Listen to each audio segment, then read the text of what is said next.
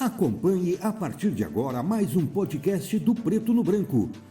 Programa de hoje, Diálogos com a Ju, com a jornalista Juliette Manfrim. Olá, para você que nos acompanha em mais um podcast Diálogos com a Ju. Hoje o nosso bate-papo é com o novo presidente da SIC, não foi empossado ainda, mas está na iminência de ser empossado, Ciro Canabarro. Seja bem-vindo ao nosso podcast.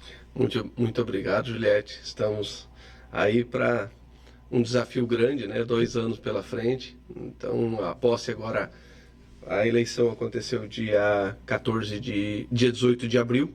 A posse, 30 dias após, 18 de maio. A posse oficial será na SIC. E a posse festiva, dia 26 de maio, lá no Tuiuti, vamos comemorar também, né? Não é só trabalho. Claro, mas o trabalho para você já começou, né? Já. Já é vice. O vice, já como vice, já tem uma carga de trabalho, né? Mas só que é legal isso, porque muitos assuntos já estão comigo e vão continuar. Então já ia como vice auxiliando o presidente, como o meu vice vai me auxiliar em muitos assuntos que pode ser que ele seja, né, o próximo presidente. A gente trabalha para isso. Tomara que sim. A gente estava conversando antes nos bastidores, só existiu uma vez um bate-chapa, né, para a eleição. Então é sempre uma chapa de consenso, o que de certo modo é importante porque está todo mundo unido em consenso, né, tá trabalhando no mesmo projeto. Né? Isso, a SIC tem 63 anos, eu sou o 48º presidente eleito, e teve um único bate-chapa. Por que a gente trabalha sempre para ter uma chapa de consenso? Porque onde tem bate-chapa tem uma equipe ganhadora e uma equipe perdedora. E aí racha. E o que a gente gosta é que os projetos sigam. Tá? A gente já acompanha no poder público as eleições, né? Então, há 4 anos racha, quer dizer, a equipe perdedora se afasta, a ganhadora fica ali. E isso, para o desenvolvimento das cidades, projetos de longo prazo, somos bandeiras de longo prazo, é importante que haja uma continuidade. Você vai se afastar, pelo menos por alguns dias da semana, das suas funções na sua empresa, para se dedicar a uma entidade, uma associação comercial que é uma das mais importantes do país. E a gente sabe que vocês estão abraçados em algumas bandeiras que são essenciais para o desenvolvimento do Oeste e do Paraná. Né? Isso, eu tenho já feito um planejamento pessoal, né?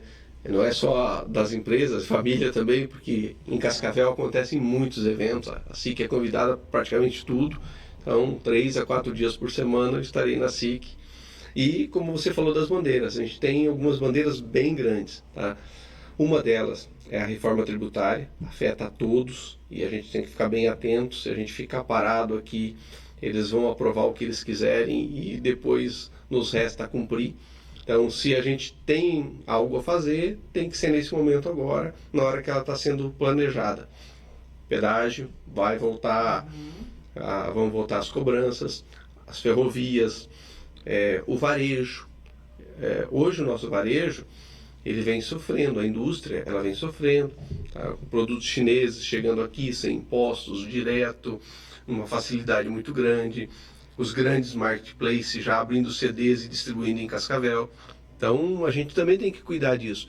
As bandeiras estruturantes, elas são importantes, mas também o nosso comércio, o nosso varejo, a nossa indústria, ela tem que também ser bem analisada e tentar fazer com que ela acompanhe toda essa onda mundial. O desenvolvimento, é o dia a dia, né? O feijão com arroz do dia a dia também, né? Isso é bem importante. Então, a inovação mesmo, acho que quem não inovar vai parar no tempo. De fato. Tá? A gente está vendo as inteligências artificiais aí tomando conta de algumas profissões, a gente está vendo várias mudanças de comportamento de consumo e a pandemia ela acelerou isso. Eu não vou dizer que a pandemia mudou. Eu sou do setor de tecnologia, trabalho com isso há 30 anos. E já era uma tendência, já dentro da SIC a gente criou há 5 anos a SIC Labs, já para pensar em inovação. Então a pandemia ela só acelerou. E uma coisa que eu faço uma analogia com o vidro elétrico do carro. Tá? Antigamente você tinha uma manivelinha para subir o vidro. Aí veio uma pessoa e colocou um botão. Tá? E você aprendeu a apertar no botão. Alguém compra carro com a manivelinha? Não, quer o botão. Tá? Aconteceu a mesma coisa na pandemia. Tá? Você se deslocava até o lugar fazer uma compra. Só que daí veio a pandemia, não pôde se deslocar e tinha um botão no seu celular para você fazer a compra. Tá? Acabou. A gente manteve, né? Manteve e está crescendo. Então aí acabou a pandemia, vi que agora os Estados Unidos de vez, né, o Brasil já tinha decretado o fim. Hoje meia-noite, né, que decreta lá o fim da pandemia, 3 anos e 100 dias. E só que as pessoas continuaram a apertar o botão, elas não querem voltar na manivelinha. Já se acostumaram bem com a tecnologia, né? Com certeza, tá? E de todas as faixas etárias, né? Não é só o jovem que está usando o celular, não é só o jovem. Quem lembra aí alguns anos atrás em Cascavel, as agências bancárias tinham lá seus 10, 12 caixas. Quantos tem agora? É verdade. 1, 2, talvez. Nem as filas intermináveis a gente já não encontra mais. Lembra que fazia greve de banco? Os bancários faziam greve, aí você ficava uma semana sem pagar alguma coisa. Hoje não adianta eles fazer greve porque ninguém vai no banco. Tá tudo aqui, né? Tá tudo na tua mão, tá tudo no teu bolso. A gente passou por algumas fases, algumas disrupções no mundo. A criação do computador foi uma delas, a internet foi outra. Enquanto na época só da internet você tinha que se deslocar, então eu tinha que estar na empresa para acessar a internet ou eu tinha que estar em casa. Aí veio o smartphone e trouxe a internet para o seu bolso. Então você não precisa mais ir até a internet está contigo. Os desafios. E olha que Cascavel tem um histórico de inovação importante para o estado do Paraná, né? A gente já tem alguns projetos que são bastante inovadores e que estão caminhando bem, né? Tem. Eu entrei na SIC há 22 anos no núcleo de informática. Há 22 anos. Há 22 anos. Foi ontem. Isso denuncia a idade da gente, né? E como menor aprendiz. Como menor aprendiz, está certo. E o núcleo... Desculpa. O núcleo de informática, ele se transformou hoje no Iguaçu Valley. O Iguaçu Valley o ano passado, ganhou um prêmio como o melhor ecossistema de inovação do Brasil. Tá? E ele se expandiu, hoje já são 7, 8 Iguaçu Valleys, Toledo, Marechal, Medianeira. Esse projeto a gente criou para isso, para ele se chamar o mesmo nome, para a gente ter algo grande. Aí o Sebrae tinha um projeto chamado SRI, também mudou o nome para Iguaçu Valley. Agora, dia 14 e 15 de junho, acontece em Foz do Iguaçu o Iguaçu Valley Summit, onde tenta se reunir toda essa tecnologia, todo esse ativo que tem na região, para que a gente consiga evoluir mais ainda. É um caminho sem volta. Não tem. A tecnologia está aí, você aprendeu a apertar no botão. É verdade. Aprendeu a apertar no botão, depois para voltar atrás na manivelinha ninguém quer. É verdade. Ciro, você já assume a SIC com uma missão bastante árdua, que é acompanhar o processo dos novos contratos de concessão de pedágio no estado do Paraná. A gente sabe que os primeiros editais, os lotes 1 e 2, né, foram publicados, o governo anunciou. E aí? Que avaliação a gente pode fazer desses lotes? Então, primeiro um registro, né? Como eu sou o atual vice, ontem de manhã eu tive uma reunião com o atual presidente, o Genésio, e o Genésio falou, esse tema pedágio já pega para você. Já pega essa bomba. Porque não adianta eu estar à frente só até dia 18 de maio, agora, semana que vem, e depois você tem que assumir. Então já assume agora e vai, né, estudando um pouquinho mais o tema pedágio, a concessão, algumas coisas nos preocupou. Tá? Então, uma das coisas que preocupava antes, que era a outorga. Então, o que é a empresa que ganhar o pedágio? Ela tem que depositar uma outorga que ia para o caixa do governo federal e sabe-se lá o que seria feito. Brigamos, as entidades se reuniram, foi criado esse novo modelo de concessão, que inclusive o Paraná levou a Brasília para que seja um modelo para o Brasil de concessão de pedágio. Aí eles tiraram a palavra outorga, mas você tem que fazer um depósito. Uhum. E esse depósito ele varia conforme o desconto. Então, esse modelo de licitação, o governo do Paraná agora, né, apresenta o governo federal também, né, apresenta um valor base, e quem participar da concessão vai dando descontos até chegar ao valor de uma tarifa. Então, hipoteticamente, sem compromisso com o valor. O valor base é R$10. Então vem uma lá e coloca, eu dou 9, 8, é um leilão. Tá? Quem fizer a menor ganha. Só que quanto menos eu fizer a tarifa, mais eu vou ter que fazer o depósito. E esse depósito tem uma palavra lá na licitação que nos incomodou, que é o valor do depósito poderá ser revertido em obras caso a concessionária não faça. Que foi amplamente discutido. Esse recurso, se ele existir, ele vai ser destinado para obras, né? Se discutiu muito sobre isso. Se discutiu muito, mas com a palavra deverá ser. Deverá. Então, deverá ser revertido em obras em determinado prazo de tempo, só que agora na licitação poderá. E esse poderá ele é muito flexível. É flexível, é amplo, poderá ser feito como poderá não ser feito. Então isso nos preocupou, a gente está se mobilizando para que isso seja mudado. Tá? Acho que ainda há tempo, o time é agora, porque senão depois, 30 anos... Talvez por mais 5 ainda, 35 ainda. 35, então é isso que a gente está discutindo agora, que seja a menor tarifa. Tá?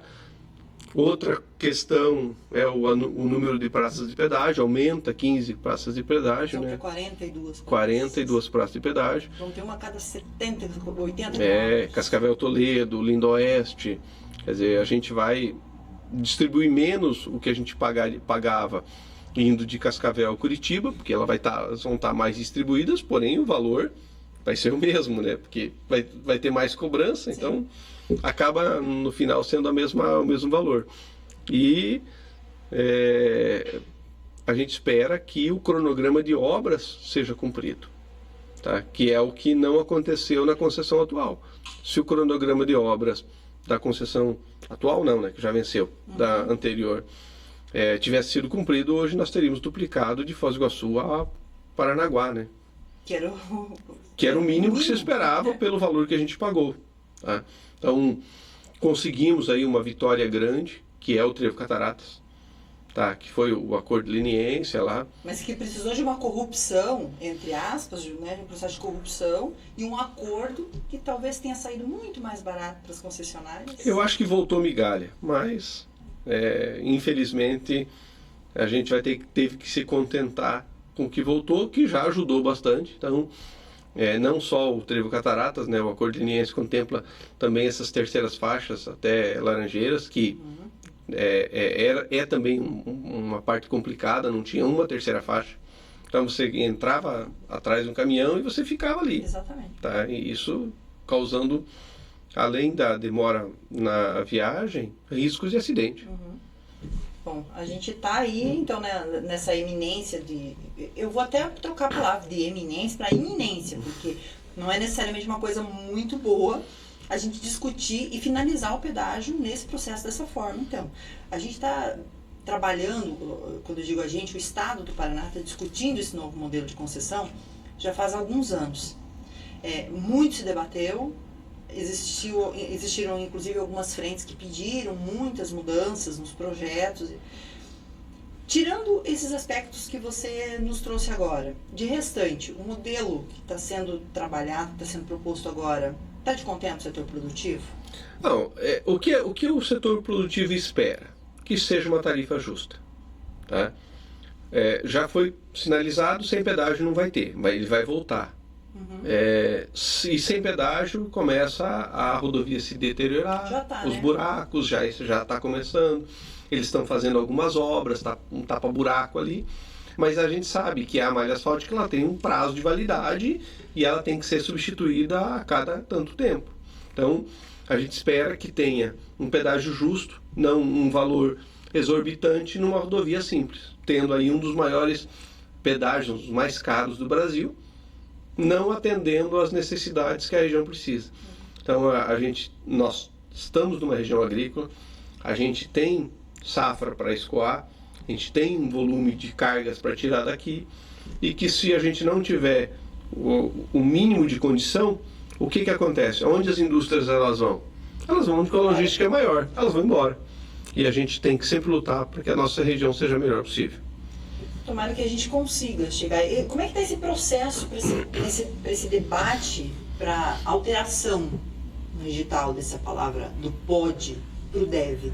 Tem alguma reunião, tem algum encontro, alguma mobilização que o setor produtivo está organizando para tentar sensibilizar? Nós estamos nos mobilizando, não tem nada marcado, não tem nada porque é novo, né? É da semana passada, né? Então não tem nada. O que vai ser licitado agora no segundo semestre é o lote 1 e 2. O lote 1 e 2 é onde o DDD é 1 e 2, então 41, 42, Ponta Grossa para frente. É um pedágio que a gente chama de pedágio de manutenção. Por quê? Porque é um trecho que já está duplicado. Então ele só vai ser mantido esse trecho e aí depois vão entrar as outras partes. Então, nesse trecho já duplicado, até o modelo ali já é um pouco diferente. Porque não se requer, assim, grandes obras como nós temos aqui. Sim. Tá? Então, vamos dar um exemplo só de Cascavel, tá? Então, Cascavel a gente tem toda a parte da duplicação de Matelândia para frente, mas a gente tem os viadutos também. Sim. A nossa região norte, a região sul, desculpa, ela está totalmente prejudicada. Sim, é impensável que a gente ainda tenha passagem em nível, por exemplo, no trevo da Portal ou em tantos outros locais, em tantos outros pontos, e mesmo viadutos que existem já estão...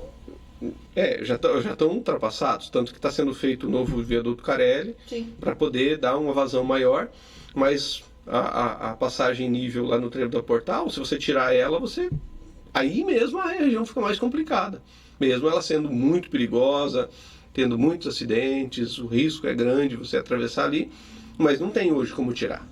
Mas é inconcebível, né, a gente pensar pelo preço do pedágio que nós pagamos na região, que não tenha sido feita uma trincheira ali, ou que já não existe um viaduto, já não existisse um viaduto ali, né, com o que a gente já pagou nos contratos passados ainda. Então, o próprio viaduto do 14, ele não vence. Tá? Lá de manhã tem filas, aquela trincheira que tem um pouco à frente, ela não vence. Então, mais filas ali. Então, está na concessão do pedágio. Só que os nossos lotes é o 5 e o 6. Então, ou seja, nós estamos lá na frente. Para o ano que vem, talvez. E as nossas rodovias já estão começando a... Estão no limite. Tá? Então, como eu comentei, a malha asfáltica ela tem um prazo e que se não for feita uma manutenção adequada, ela começa a abrir buraco e a própria chuva mesmo, né, infiltra. Pode ver, dá uma chuva até na cidade. Dá uma chuva, uma semana de chuva a cidade vira em buraco. Por quê? Porque precisa fazer a manutenção na malha asfáltica para ela não ter infiltração de água, né? Bom, tem um aspecto negativo de demorar mais tempo, mas tem um aspecto positivo que nesse período também a gente pode tentar uma sensibilização para que praças de pedágio como a de Cascavel e Toledo, e a do próprio Lindoeste, não 63, que já tem boa parte duplicada ali, não saiam, né? Que a gente não tenha praças de pedágio. Vocês ainda acreditam que isso possa acontecer, essa sensibilização possa acontecer? A esperança é a última que morre, mas eu acho difícil, tá? Então eu acho difícil porque já é um modelo, já está formatado pelo Estado do Paraná. Então eu acho difícil que não saia. A gente sempre luta porque Cascavel e Toledo são cidades próximas. Você colocando um pedágio no meio, você acaba tirando um pouco da comunicação das cidades. Quem mora em Toledo trabalha em Cascavel e vice-versa. Então vai ter um custo a mais que vai pagar toda essa parte. Mas eu acho difícil. E tem uma outra coisa também que preocupa, que é nós ficamos 2 anos aí sem pedágio. Tá? Então essa tarifa ela vai vir com reajuste de 2 anos para cá? Porque os projetos... Os projetos são parados 2 anos. A gente sabe, o asfalto, a matéria dele, a matéria-prima é em dólar. O dólar disparou. Tá? Então, vai manter, não vai manter? Então, tem um monte de incógnitas ali que pode ter problema na hora da licitação, de uma licitação ser vazia e toda essa parte. Pelo que você me fala, Ciro, a gente não consegue vislumbrar um cenário muito positivo para o pedágio no Paraná, se a gente analisar bem friamente, né? O que a gente, que nem eu falei antes, a gente espera que tenha um pedágio justo, um valor justo, que a empresa que ganhe, também ela precisa ter lucro, porque senão ela vai ganhar e vai acontecer o que acontece em muitas obras, que a empresa que ganha por um preço que não consegue cumprir, e daí abandona, e é pior, né? Então, que a empresa ganhe, que ela tenha, mas que também a gente tenha um valor justo que a gente possa escoar a produção, porque pedágio não é As pessoas falam, mas quem está usando a rodovia é que paga o pedágio. Não. Tá? O pedágio está embutido no frete, que está embutido no produto que está ali no supermercado. Então, a gente acha que tem que ter um valor justo, porque senão toda a população paga a conta. Sim, a gente está na região, na principal região produtora do estado do Paraná, que precisa escoar. E no entroncamento logístico. Exatamente. Tá? Nós temos aqui o sul, o norte, o Mato Grosso. O próprio Paraguai. Paraguai, Argentina. Precisa, essas cargas passam necessariamente. E a gente não tem estrutura ferroviária para fazer escoamento por trilhos. Esse é outro problema, essa é uma outra bandeira. Então nós temos 2 projetos, né? Um projeto é a Nova Ferroeste, tá? Apresentado pelo governo, tem até um site chamado novaferroeste.com.br, onde estão todos os projetos. Só que é um projeto assim, extremamente audacioso. E a gente, claro que se tivesse um investidor que viesse de fora e investisse nessa Nova Ferroeste, seria fantástico, mas isso é de longo prazo. E aí agora nós temos uma outra questão sendo discutida, que é a renovação antecipada com a atual empresa que está com a concessão. E aí o que acontece, o que o governo espera aí? Que seja condicionado a algumas obras. A Serra da Boa Esperança, a região metropolitana de Curitiba, porque uma carga saindo de Cascavel para chegar em Curitiba leva uma semana. Sim, tem um gargalo ali, para em Guarapuava. São 150 quilômetros que o trem vai a 20 por hora. Pois é. Então, a gente não pode aceitar isso mais. Tá? Numa serra, com problemas ambientais, por exemplo, tem muitos produtos com restrição, não pode transportar combustível, tem que vir por rodovia. E aí o que acontece? Nós temos uma rodovia simples, cheia de problemas, e a ferrovia, que deveria estar tirando um pouco desse fluxo da rodovia, ela também tem problema que não permite que seja feito isso. Vocês acreditam que vai ter ambiente para essa renovação antecipada com a atual concessionária que está administrando os trilhos? Então, isso é uma outra coisa que a gente espera que aconteça, porque independente se vai sair ou não a Nova Ferroeste, não é para hoje. Sim, é um tá? projeto. É um projeto para 10, 15 anos, talvez mais que isso. Eu nem olhei os prazos lá, mas não se faz uma ferrovia, não se corta aquela Serra do Mar de um dia para o outro. O início de operação, um dos primeiros trechos, é em 10 anos. O novo traçado dela. Então, independente, vai ter que ou renovar com a empresa atual, ou esperar acabar o contrato e fazer uma nova licitação para uma empresa operar, uma nova concessão.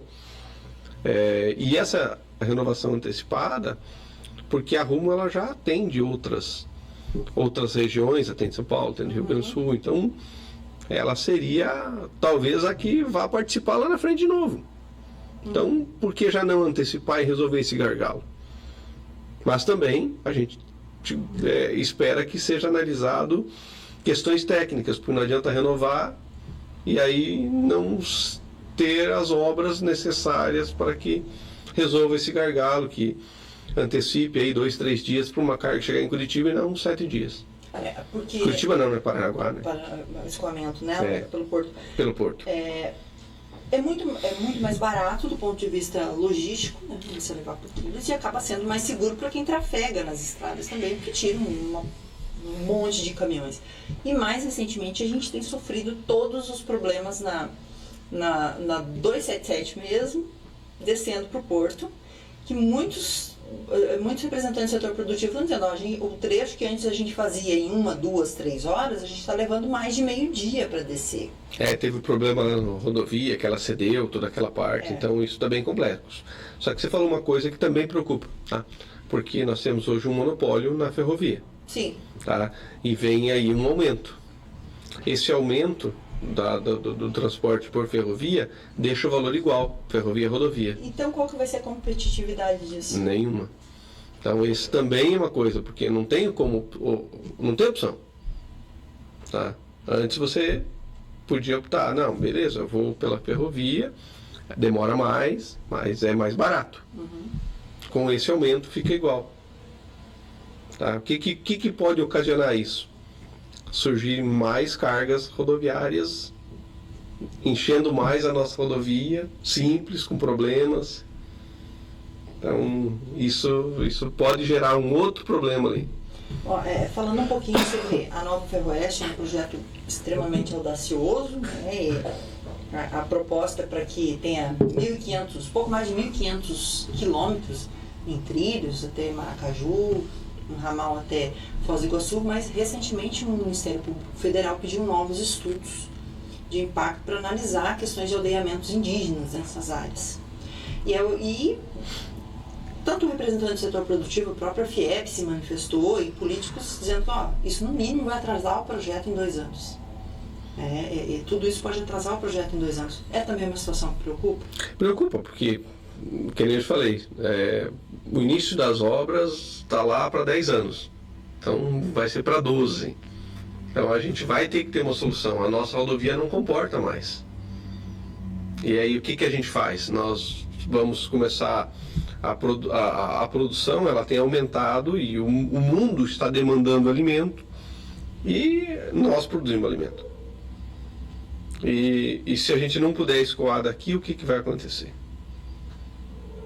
O produtor ele vai acabar não plantando. E aí a gente vai ter outro problema, que é a falta de alimento, falta o importador lá, o chinês, o árabe querendo comprar e a gente não consegue mandar. A gente está com grandes desafios e vocês à frente da Associação Comercial, uma entidade sempre muito engajada, né, nessas pautas, vão ter desafios importantes durante sua gestão para esse debate. Né? Muitos. Nós estamos falando de desafios estruturantes para a nossa região. Só que a gente tem mais desafios no nosso comércio, a nossa indústria, que a indústria ela já vem sofrendo há muito tempo.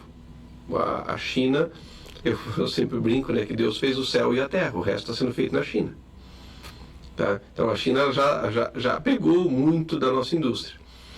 E hoje, com essa facilidade de você comprar online, a gente também está perdendo o comércio. E aí a gente começa a ter um problema de mão de obra, de trabalho.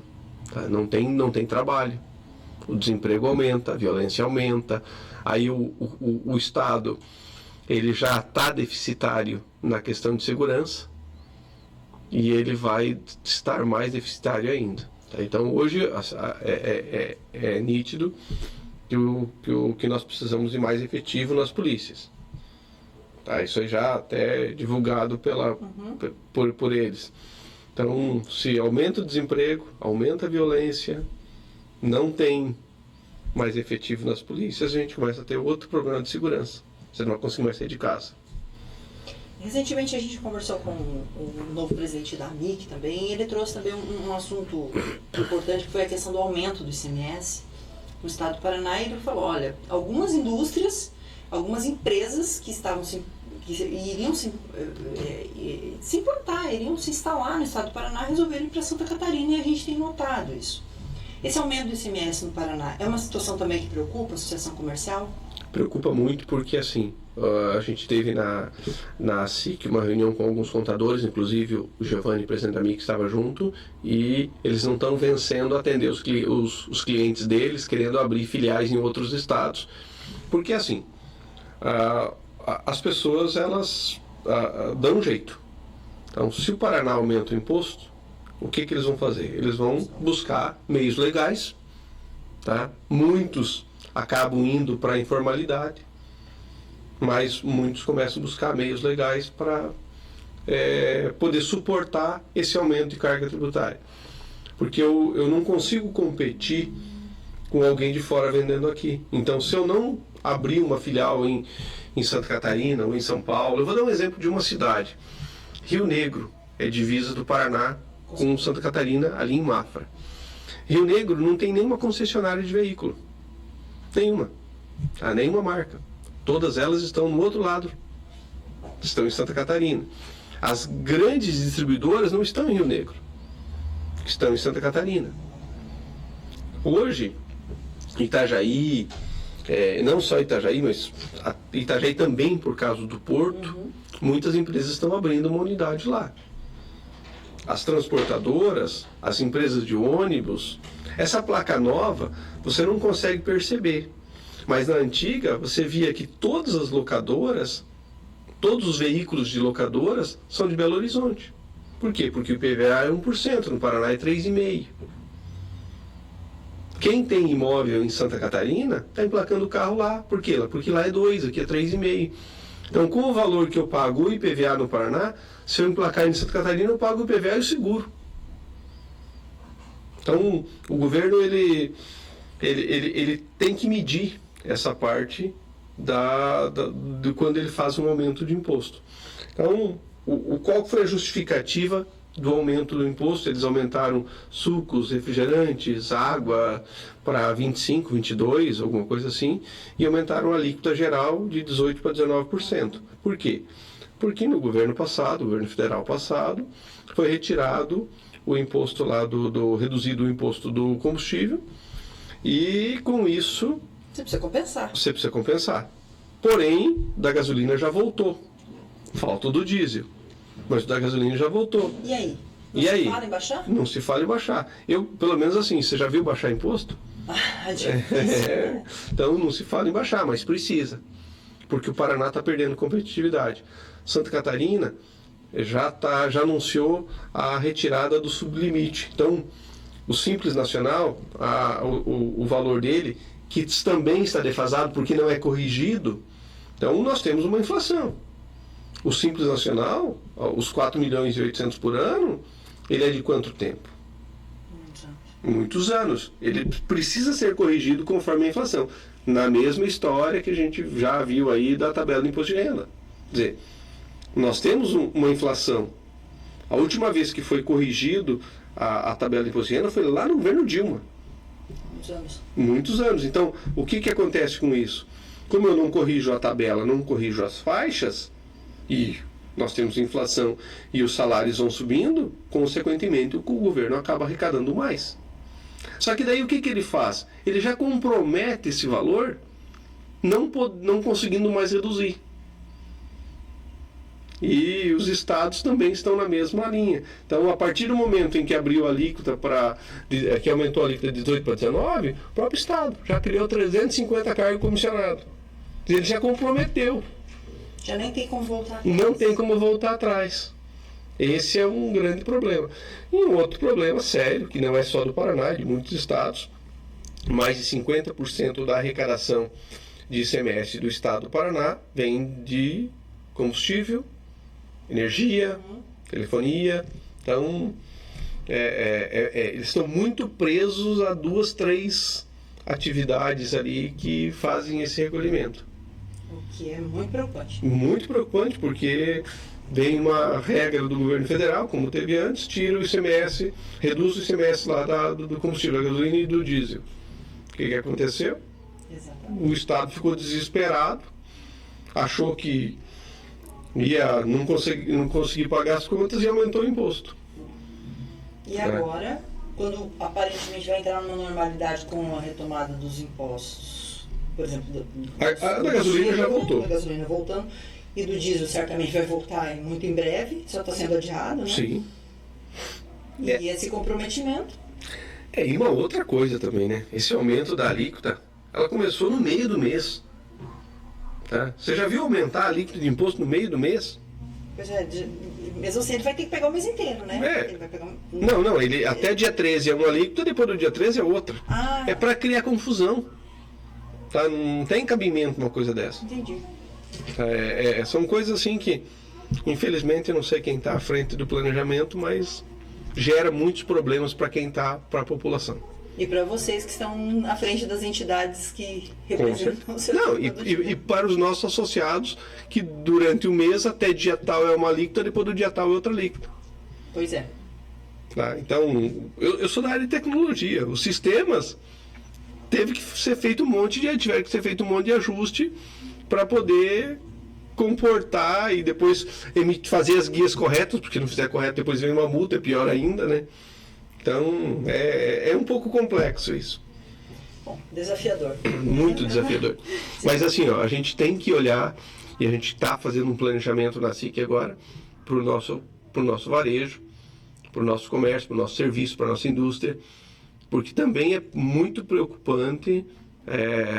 Hoje nós estamos numa globalização, tá? Então, da mesma forma que eu comentei antes, que é muito fácil você comprar um produto chinês sem imposto, é muito fácil você comprar um produto de qualquer outra região do Brasil.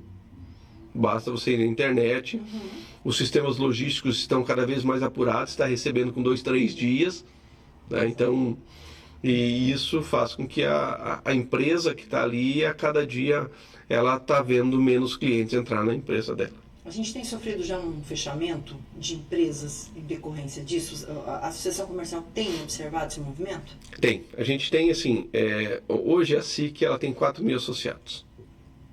Normalmente, entram 50 associados novos e sai lá 20, 30, 40, às vezes até 50. Quase empata, né? A gente tem uma área lá sempre prospectando novos associados, e quando você vai ver por que aquelas empresas se desfiliaram, uma boa parte porque não tinha mais recurso para pagar a taxa de associação, que é menos de R$50. Tá? Então, por quê? Porque a venda dela está caindo. A venda cai. Aí ela vai espremendo onde dá. Ela vai espremendo onde dá e chega um determinado ponto que ela encerra as atividades. Tá? E aí também tem a outra questão do empresário, como eu comentei antes. O empresário ele vai arrumar meios para sobreviver. Tá? E o que ele faz? Ele fica abrindo 2, 3 MEIs no nome do filho, da esposa, do vizinho. Vai fazer girar. E vai fazer girar. Então, o aumento do imposto já se mostrou que não é eficaz. Tá? O que o governo tem que fazer? Ele tem que fazer uma reforma tributária, parar com essa guerra entre estados.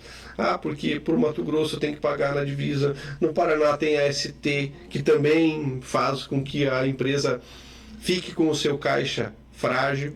Tá? Por quê? Porque eu tenho que pagar o imposto antes de eu vender a mercadoria. Aí, na reforma tributária, falam aí de ter o imposto sobre venda varejo, lá, o IVV, o IVA e toda aquela parte, mas a substituição tributária hoje, ela é extremamente complicada para a empresa, porque independente se ela pagou ou não, vendeu ou não a mercadoria, ela teve que pagar o imposto. Você tem uma missão desafiadora à frente da Associação Comercial. São assuntos, e a gente deixa o espaço aberto para que a gente tenha outros bate-papos como esse, que a gente como imprensa também possa contribuir nesse processo de diálogo e talvez de sensibilização, inclusive de governos, de autoridades, em muitos desses temas, né? Porque a gente precisa de soluções, e a gente precisa de soluções não é para daqui 5 anos, não é para daqui 10 anos, a gente precisa de soluções imediatas para muitas coisas. Imediatas, e assim, quando você colocou que eu tenho uma missão desafiadora, tenho, mas eu não estou sozinho, tá? Então eu tenho uma diretoria, tem todos os vice-presidentes, tem meu vice-presidente lá, o Márcio Blasio, que é contador, que é advogado, que conhece muito da parte tributária. Certamente vai ser o próximo presidente daqui 2 anos. Vamos trabalhar para isso, tá? E que também tem todo esse conhecimento para encarar alguns desafios, como eu, né, nesse último ano aí, eu andei muito junto com o Genésio, trabalhando, né, um agradecimento aí ao Genésio, aprendi muito com ele, muito. Ele é uma pessoa que agrega, que junta, que une, que engaja, então isso faz com que fique mais fácil. Agradecer também ao relacionamento hoje que a SIC tem com outras entidades, o G8, que são as 8 entidades aqui de Cascavel, que muitos temas, esse tema de pedágio a gente vai debater junto, porque não é só um problema da SIC, não é um problema do nosso associado. Então, no G8 está lá o Sindicato Rural, está lá a AMIC, o Sinduscom, o CDL. Então, são 8 entidades, a OAB, que têm em comum os problemas, tá? De pedágio, de ferrovia, de reforma tributária. Por quê? Porque afeta toda a população. Então essas bandeiras aí a gente tem dividido, e aí a gente precisa também estar junto, não puxar. Um puxa para um lado, outro puxa para o outro, um tem um discurso, outro tem outro, e a gente não consegue nada. Exatamente. Ciro, muito obrigada por ter aceito o nosso convite.